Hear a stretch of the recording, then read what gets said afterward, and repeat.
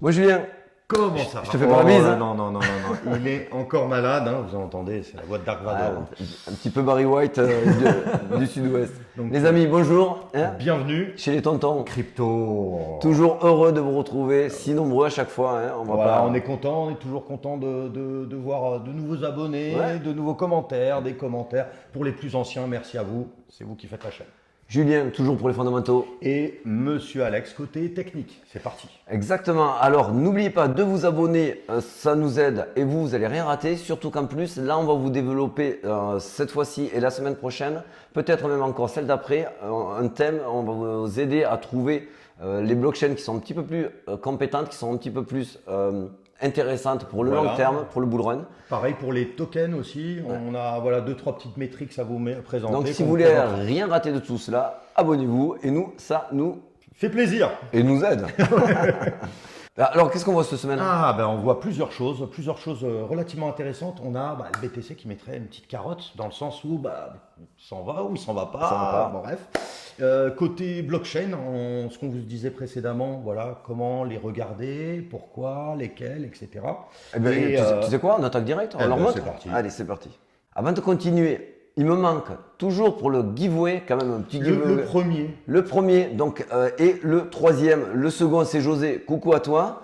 Donc, vous avez l'UID. Je ne sais pas à qui il appartient. Donc, vous devez vous identifier à partir de cette UID que vous allez trouver dans votre profil MEX. Donc, regardez vite Vous nous faites un petit coucou sur Twitter. Exactement. Sur Telegram, vous m'envoyez un petit message. Et c'est il me manque, je vous le redis, le lot 1 et le lot 3 que je dois redistribuer. Et grâce à cela, je pourrai enfin vous donner vos cadeaux. Sinon, semaine prochaine, on refera un autre tirage au sort. Voilà. Ça tombera sur toi peut-être. Ah, peut-être. Allez, c'est parti, on attaque direct par le sujet de la semaine. Alors, le sujet de la semaine, c'est vrai qu'on en a entendu beaucoup parler, on en discute aussi souvent. Là, c'est plutôt quoi choisir, comment les choisir. Donc là, on a pris le site Token Terminal qui a des super fonctionnalités. Notez-vous le Token Terminal. Token Terminal, ça vous permet de savoir un petit peu ce qu'il y a sous le capot, on va dire, et de pouvoir comparer certains des projets que vous aimez bien, etc., des blockchains et autres. Voilà, alors aujourd'hui, on va surtout s'attacher aux blockchains. Et on verra la semaine prochaine aussi comment on peut travailler avec cet outil, mais un autre avec des Filama, avec d'autres qu'on vous présentera et qui vous aideront vraiment à identifier des points forts et des points faibles, soit sur vos blockchains comme on vous le montre là, soit sur des vos jetons favoris. Et c'est essentiel aujourd'hui maintenant de vraiment concentrer vos bagues sur des blockchains ou sur des tokens qui aujourd'hui commencent à montrer qu'ils ont un petit peu de gaz. Voilà, exactement. Et puis c'est un peu comme une société. C'est une société. Si une société fait beaucoup d'argent, vous doutez bien qu'elle risque de continuer et de monter. Une qui fait que des pertes, c'est toujours. Alors, Token Terminal. Ici, le point essentiel aujourd'hui, ça va être de s'intéresser au financial statement. Donc, grosso modo, c'est le bilan où on regarde l'état financier, la situation financière là en l'occurrence des blockchains, mais ça pourra être de vos jetons. Là, on va s'intéresser aux blockchains. Pourquoi les blockchains? Parce que ça doit être d'abord principalement quasiment le départ de vos recherches, à savoir quand on vous parle d'un jeton qui vous plaît, ce jeton sur quelle blockchain il est développé, sur quelle blockchain il s'appuie, il s'adosse. Parce que si vous pouvez avoir un bon projet, mais si c'est sur une blockchain où il n'y a plus de travail, il n'y a pas d'argent qui circule, il n'y a pas de volume, le projet aura beau être bon, il aura du mal à décoller et souvent on les verra migrer. On a vu ça déjà plein de fois. Donc pour éviter tout cela, regardez directement si vous êtes sur la bonne blockchain. Donc ça c'est mon petit Julien qui nous a trouvé ça depuis longtemps. On y travaille nous ensemble. Voilà. Alors c'est vrai qu'on voit, il y a des grands gagnants. Alors on va pas tous les faire, bien sûr, mais on voit qu'il y a quand même des gens qui font beaucoup de revenus. On va dire du Ether, on va dire du TRX, la blockchain de Justin Sun, etc. Donc voilà, ça vraiment, on regarde tout de suite les revenus, on regarde les earnings, surtout les earnings, c'est qu'est-ce qu'à la fin il reste. Alors, comment vous procédez? Vous allez donc du coup sur Token Terminal, je vous l'écrirai. Token Terminal, vous allez sur la rubrique Financial Statement et vous tapez le nom de votre projet. Donc là, on vous a mis Tron. Et comment ça se passe quand vous arrivez sur Financial Statement? Donc là, vous avez comme un bilan, vous avez un plus précis qu'un bilan même, puisque c'est du reporting mois par mois. Et il vous montre exactement où c'est que vous en êtes. Donc les points essentiels à retenir sont les fees, les revenus et les earnings. Les earnings, donc c'est le résultat. Le résultat. Est-ce que vous êtes en positif? Voilà. Les fees sont les frais. Et les revenus, c'est le chiffre d'affaires. Donc, c'est comme pour nous en France, vous faites le chiffre d'affaires moins les frais et vous avez le résultat. Donc ici, le résultat, vous voyez que par exemple ici sur Tron… Depuis septembre, depuis début septembre, il a déjà 11 millions de dollars. Et en août, vous voyez qu'il continue, juillet, juin. Il tourne dans les 30 millions, entre 20 et 30 minimum. C'est vraiment une blockchain qui vraiment génère du revenu. Ouais. Donc, c'est des blockchains aussi, s'il y a un hack, s'il y a quoi que ce soit, elles ne vont pas couler du jour au lendemain. Non. Et c'est aussi s'il y a un projet qui se développe dessus, qui peut s'appuyer sur leur laboratoire de financement pour grossir aussi plus vite. Que si tu te vas sur une petite blockchain où il n'y a pas d'aide, ça sera compliqué de faire des levées. Alors bien sûr, on a pris Tron, on n'a pas de jetons Tron, etc. C'est juste, on fait un exemple, on donnait un petit exemple parlant. Voilà, vous voyez, donc ici on change, on vous met par exemple Avalanche. Avalanche, lui c'est l'inverse. On est sur du moins 9 millions, moins 6 millions, moins 13 millions, moins 5 millions. Chaque mois, ça perd de l'argent, Avalanche. Alors bien sûr, il y a de la TVL, il y a de la trésorerie en banque, mais en tout cas, il perd 9 millions là à date sur septembre. Donc, est-ce que c'est catastrophique? Ça, c'est à vous vraiment à vous faire votre idée. En tout cas, ce qui est sûr, c'était toi qui me l'avais rappelé, Julien, c'est qu'effectivement, un projet, que ce soit une blockchain ou un jeton, qui perd mensuellement, régulièrement de l'argent, ça va se sentir sur le jeton et sa supply, puisqu'ils vont vendre les jetons. Pour forcément financer leur salaire, etc. Ce qui est un peu normal, voilà. Je les comprends. Voilà. Même si le projet est bon, eh bien on peut se retrouver avec un jeton qui va être déflationniste, qui va être dilué, parce qu'ils n'auront pas d'autre moyen que de revendre leurs jetons, alors que le projet est bon, mais à un moment donné, il faut payer les gens. Exactement. Donc voilà, alors nous, on voulait absolument pas vous pointer du doigt ou vous mettre en lumière projet ou tel autre, parce que il y en a mis le Tron qui s'est bien fait défoncer. Voilà, sur Multiversix, etc. Donc voilà, là, nous là, le but, c'est pas de dire vous avez un mauvais projet, etc.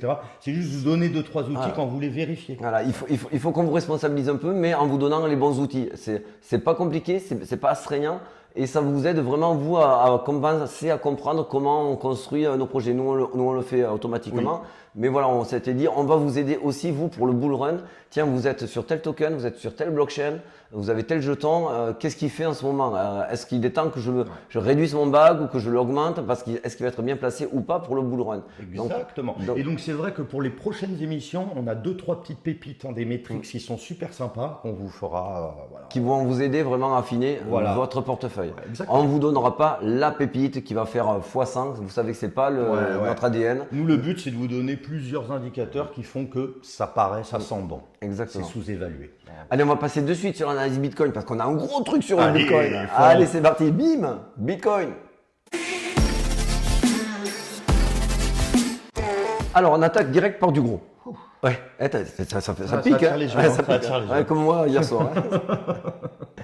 Là, il faut vraiment prendre le temps avec ce qu'on vous présente là. Beaucoup y passent à côté ou peu l'interprètent. C'est pourtant hyper important ce qui se passe en ce moment. Alors, on voit deux choses. On voit une courbe noire, c'est les prix, tout simplement, le prix du Bitcoin. Et la courbe jaune, c'est tout simplement les long-term holders. Donc des gens qui ont du Bitcoin depuis longtemps. Exactement. Plus de 7 ans en général. Pourquoi c'est super important de regarder cette courbe? Aujourd'hui, 70% de la supply est détenue par les holders, les long-term holders. Les long-term holders. Pourquoi c'est super important? Parce qu'en fait, aujourd'hui, elle ne fait que augmenter et notamment juste après la spike en dessous des 25 000, les long-term holders, ça a augmenté encore plus. Ça veut dire quoi? Ça veut dire que les mains faibles ont un peu paniqué, ont vendu leurs jetons et c'est allé dans la poche des long-term holders. Eux, c'est des mains fortes. Eux, ils ne vont pas vendre leurs jetons facilement. Alors attention, ça veut dire vraiment aussi ça va être très compliqué d'aller les bouger pour aller sortir du 20 000. Ça, on l'a déjà vu quand on arrive sur des hauteurs comme ça. Il faut vraiment être persuadé d'une chose, c'est que si vous avez une grosse part de weak-end, donc des mains fragiles, des gens qui viennent par opportunisme parce qu'ils ont vu le prix monter, ceux-là vous les faites vite repartir, vous les faites vite liquider dès qu'il y a des mouvements de prix. Ceux qui ont des mains fortes, donc là les 70%, eux vous les bougez pas aussi facilement. Vous le voyez très bien d'ailleurs, c'est simple, quand vous voyez le pourcentage, donc la ligne orange, jaune comme tu disais, qui baisse, ça veut dire qu'il y a beaucoup d'opportunistes qui arrivent quand ils voient le prix du Bitcoin qui monte, qui prennent des parts de Bitcoin. Pendant ce temps-là, qu'est-ce que font les long-term holders? Eux qui sont là depuis longtemps, ils ont accumulé, ils vendent un peu. Ils prennent leurs bénéfices. Ils prennent leurs bénéfices sur la montée du Bitcoin. Et à chaque fois, les inversions sont totalement les mêmes également. Donc ici, on l'a eu sur le dernier bull run. Les short-term holders rentrent dans la course en disant « Ah, ça monte, je veux me faire du pognon ». Les autres leur vendent leurs jetons et dès que ça rebaisse, ça repart chez les long-term holders. Aujourd'hui, on a 70% de la supply qui est chez des mecs où on ne va pas leur piquer leurs jetons aussi facilement que ça. On peut même parler, ils sont en ATH. Là, on ne veut pas être plus haut sur la courbe jaune. ATH. Voilà, donc aujourd'hui, on va vous en parler sur la suite de cette vidéo.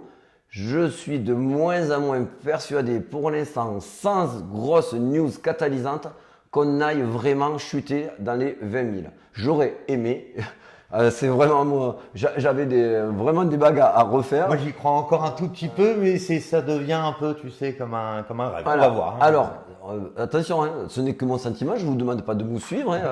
Même moi, il y a une partie de moi encore qui croit qu'on va encore y aller, mais j'ai des datas sous les yeux qui commencent à me faire dire, si tu ne les vois pas, tu ne viendras pas te plaindre après. C'est pas faux. Voilà.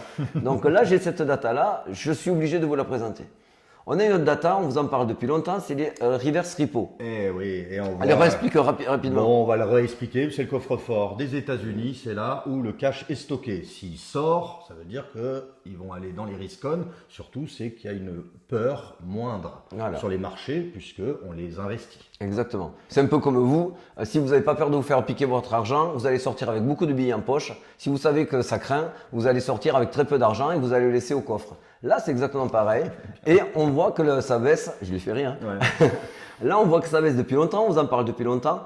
Et on attendait de voir la corrélation vraiment inversée avec le Bitcoin. Là, je vous ai remis, c'est exactement la même courbe. La bleue, c'est les reverse repo. Et bien sûr, vous voyez le Bitcoin derrière.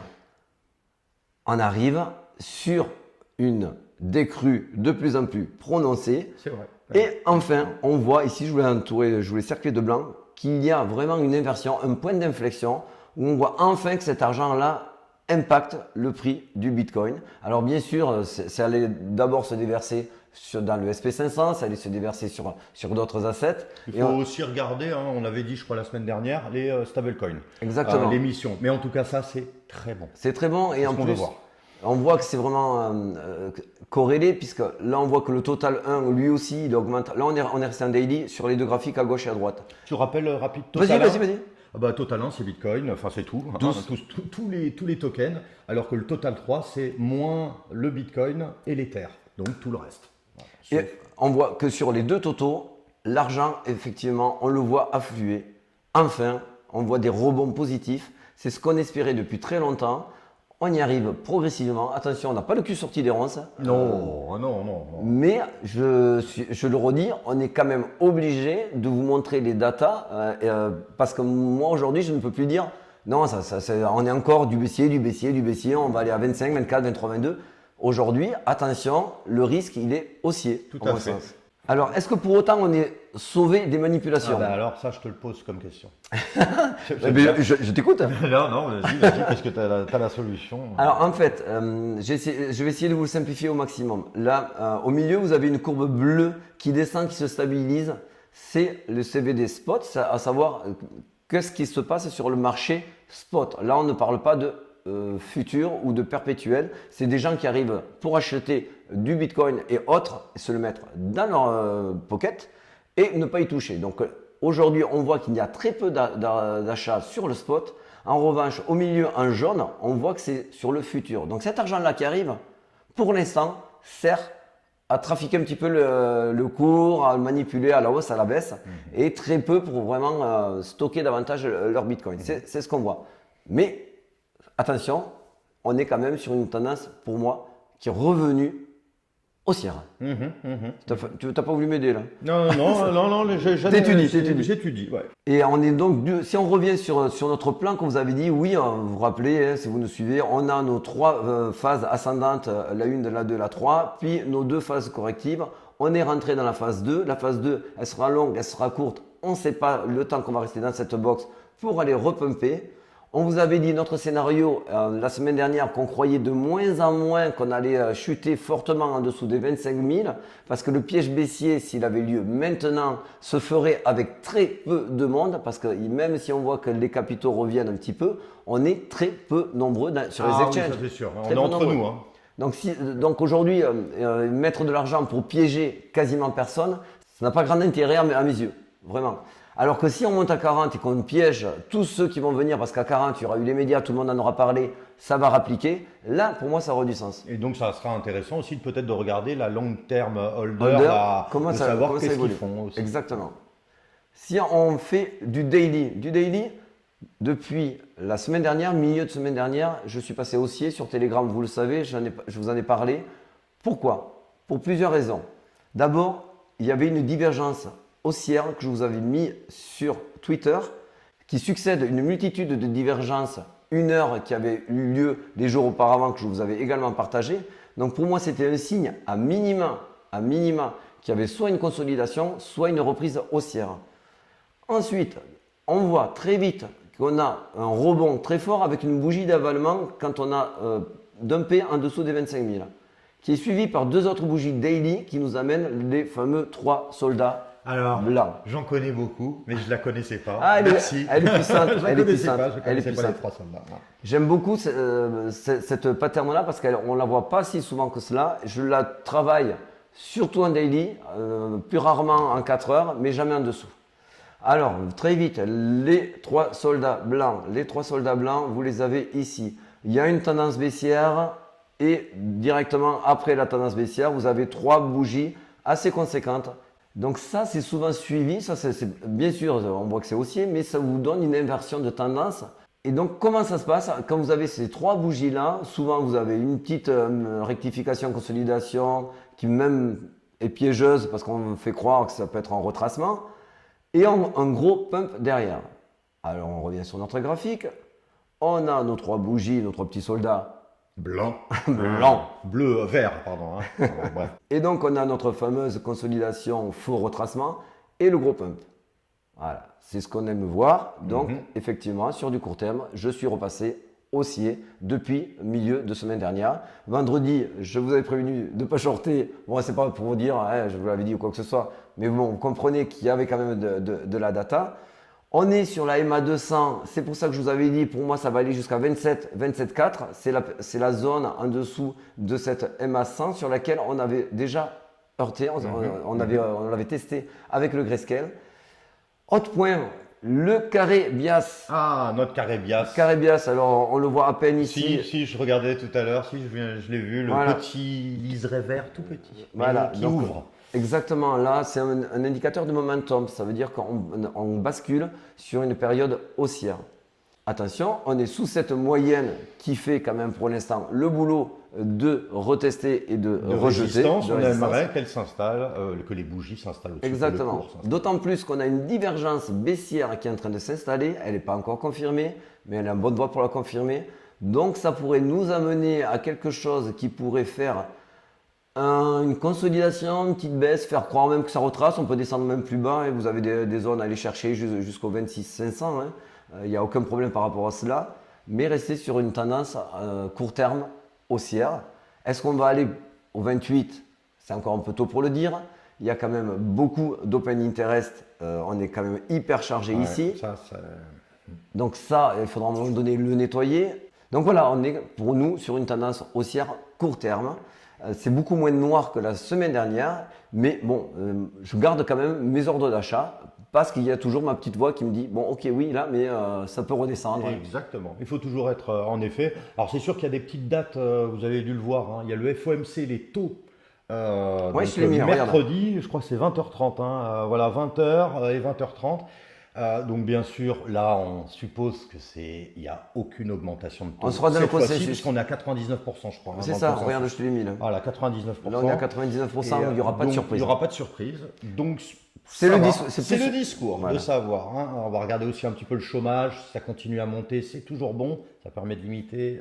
Il y aura un petit peu de volatilité quand même. Donc ça, il faudra y faire attention. Mais c'est surtout le discours qui donnera. Et après, on parlera des futures, en effet, autres réunions du FOMC qui là seront peut-être plus capitales. Là, pour le moment, c'est joué d'avance. C'est joué d'avance. D'ailleurs. Allez, ciao les amis. Merci les amis. À plus tard.